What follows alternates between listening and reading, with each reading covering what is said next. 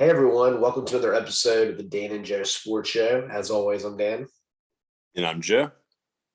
And Joe, I'm glad you and I are a college football coach right now because it looks like we probably would have gotten fired. I mean, I'm sure some people have probably stopped listening to our show before in the past and they fired us. You know what? We're not one of the over 12 coaches now who have gotten fired before the end of the season. And Joe, of course, we had Coach O early in the season, Randy Edsel, some others, but then we got joined this week by Fuentes of Virginia Tech, Justin Fuentes, who of course was a huge deal coming in. And then not only that, you also had Jimmy Lake in Washington lose his job before he even finished 2 full seasons, Joe. And I mean, you add that with Dan Wells over at Texas Tech losing his job. I mean, and it's crazy. And then I heard that John Gross, the great coach at Jacksonville State, retired this year, which is weird to me. The young guy, has done such a great job. He beat Florida State this year, and suddenly he retired, which is strange unless he's getting some kind of bigger job, which I've always thought he probably would. I mean, this is crazy. And Jimmy Lake is the biggest one because, like I said, the guy hadn't even coached for 2 seasons. And what's even weirder, Joe, is, of course, he got suspended for last week's game because he was very forcible with a player and shoved him and was a little violent with him. And it turns out that he had some kind of incident similar to this a few years ago, allegedly, according to anonymous sources, when he was on Chris Peterson's staff as their defensive coordinator. And after this happens, they lose the game last weekend to Oregon. He gets fired when he didn't get to coach. But yet, Joe, they're paying him, which in my mind, if that's the reason you're firing him, couldn't you fire him for cause based on that? Why are they paying the man? Yeah, that's really baffling, that scenario there, to all your points. And I would also add that, in general, with the coaching carousel, it's largely unprecedented to me to see this number of coaches, this many coaches that are not only fired, but fired during the season. You normally associate a lot of these terminations with the end of the regular season, like right after Thanksgiving or shortly thereafter. You'll see a lot of job openings. You'll see, suddenly a lot of coaching searches that are going on. But for this many coaches to be on the hot seat, to be fired at this point, definitely surprising. And then the other thing on an underrated level I've noticed it's kind of weird is you've started to see more and more coaches hired at new programs during the season. Mm-hmm. Like I saw where, Randy Edsel, you mentioned, was fired by UConn.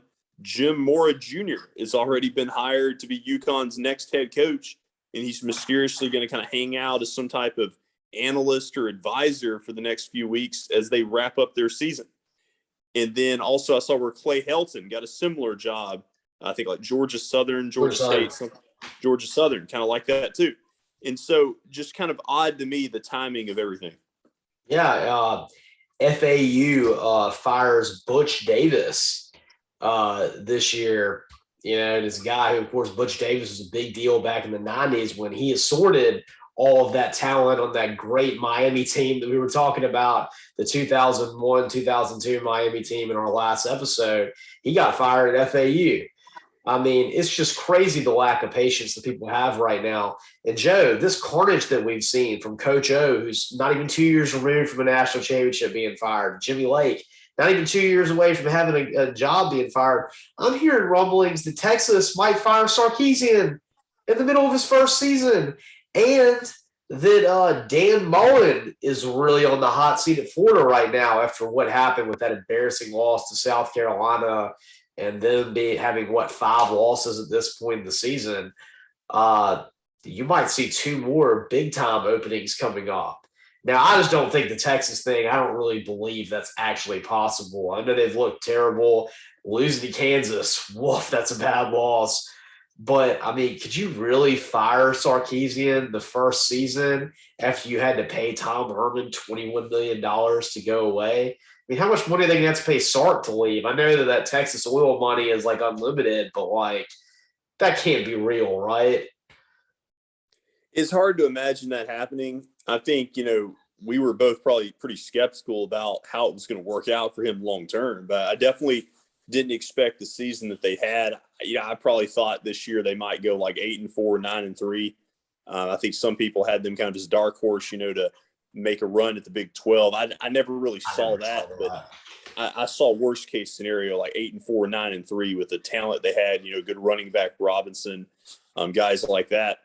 But I heard somebody say this week on another podcast that the success of Lane Kiffin the last 2 years, being another former Nick Saban assistant at Ole Miss, has kind of made Texas fans even angrier too, because they thought Sarkisian would be able to follow a similar role. And also now with Texas joining the SEC, they're kind of worried that if we can't beat, the likes of Kansas, we're not going to match up too well against the SEC West. And they already got the wake-up call with their earlier season loss to Arkansas. Yeah, I think that's a sizable point.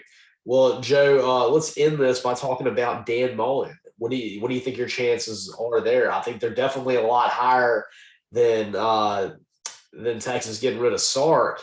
But still, in my mind, Florida was a couple plays away from beating Alabama last year and being in the college football playoff. They played in the SEC championship. They beat Georgia for the first time in a while last season.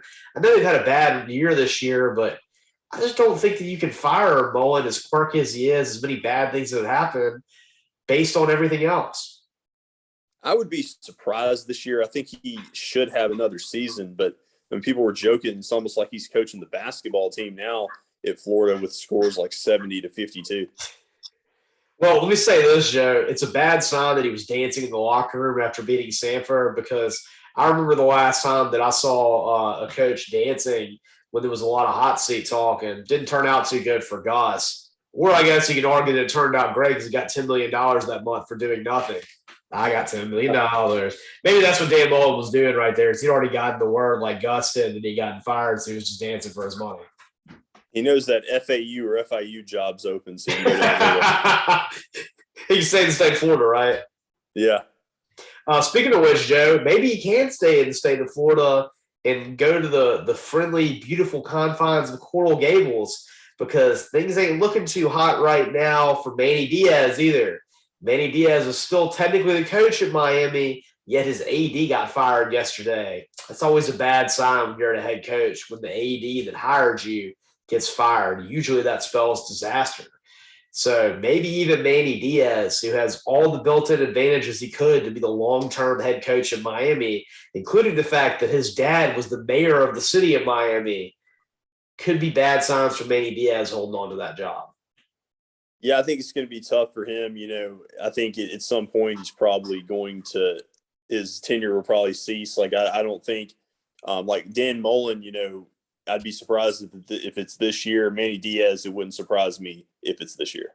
Especially as they lost to Florida State, a Florida State team that, as I mentioned earlier, lost to Jacksonville State. That was a bad loss for Manny Diaz last week. Mm-hmm. Right. All right, Joe. When we come back in our next episode, we're going to talk about, speaking of bad losses, how does Auburn recover from their bad loss to Mississippi State last week when they were winning 28-3 in a period of time in the second quarter? And as always, I'm Dan. And I'm Joe.